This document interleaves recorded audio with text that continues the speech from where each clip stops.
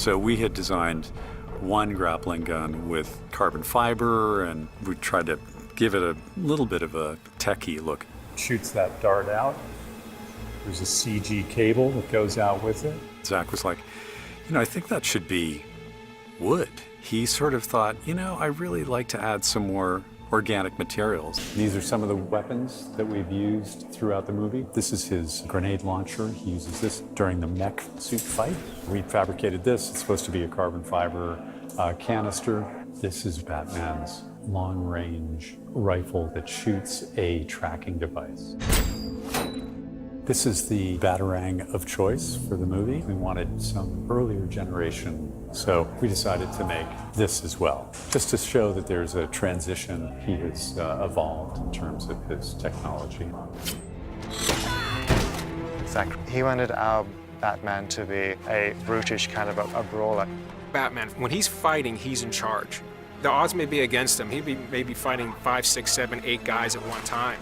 But he's in charge. He doesn't cower to anyone. And although being very strong and very physically fit, he can take you down in a number of ways. And he's very technical. And you see this guy's moves and you see what he can do. His power wasn't through the armor and the technical details of the suit, but just the brute strength of the man inside the suit. I got in the best shape that I'd ever been in, and then I sort of got past that as we were going for this idea of like a big, hulking, kind of like thicker bruiser sort of physique, which wasn't like lithe and ripped. It was more like big and brawler. 15 months ahead of time. I was training 4 and then 5 and then ultimately 6 days a week, and it's hard to add muscle to your body, especially at my age. It's tough. And that's what we did. And I ended up putting on about 2.5 pounds of muscle a month and really, really changing my body completely. You could see there was muscle definition from head to toe. He was incredibly ripped. The suit, in fact, it skims the body. You can see every muscle. So it's this incredibly intimidating figure that looks a lot like the way he's drawn in the graphic novel. Even, through the boots, through the gloves, you get this impression of a tower of strength. Zach really wanted it to pay homage to the Batsuits in the graphic novels and comic books over the last 75 years of his history. Well, the greatest thing about the new costume, I think, is that we have the gray back.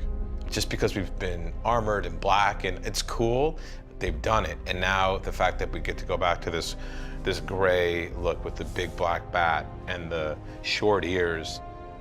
Zach really wanted the costume to look like it had been around for a long time, that he'd fought in this costume over the decades. He wanted the sense it was like a battle-worn quality to the costume. So from head to toe, there's wear and tear, there's scratches, there's bullet holes, there's all sorts of signs that he's been out there on the streets for a long time now.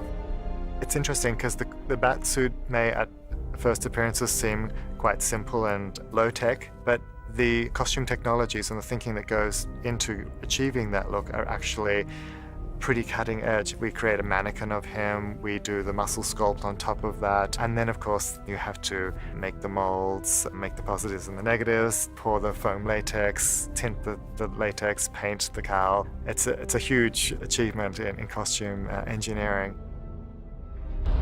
The mech suit doesn't really make him stronger necessarily. We don't really show that, but it does is more armor in case Superman hits him. What Zach liked about it is this sort of sense that it's something that a guy has put together, welded, prototyped in his workroom. It's kind of unfinished and raw and oversized and a little kind of brutish, and that kind of worked for our idea of him having to really put everything into this suit in order to prepare to face Superman and feel like he had some chance against this incredible superhero. Henry will come in and he'll do that, but then it's an over where he goes. Okay. Let me tell you, when you're in the rain, up on a rooftop, shooting IMAX, it's not the most practical thing, but we made a determination that we wanted to use the real mech suit. It definitely grounds the fight in reality, and the way that Henry reacts to Ben when he's in that suit, I think is different than if it was just a mocap suit. Of course there are scenes because some of the fighting is extremely difficult and you can't move in that suit that much, where we did use the motion capture suit, but we tried whenever possible to go with the real thing.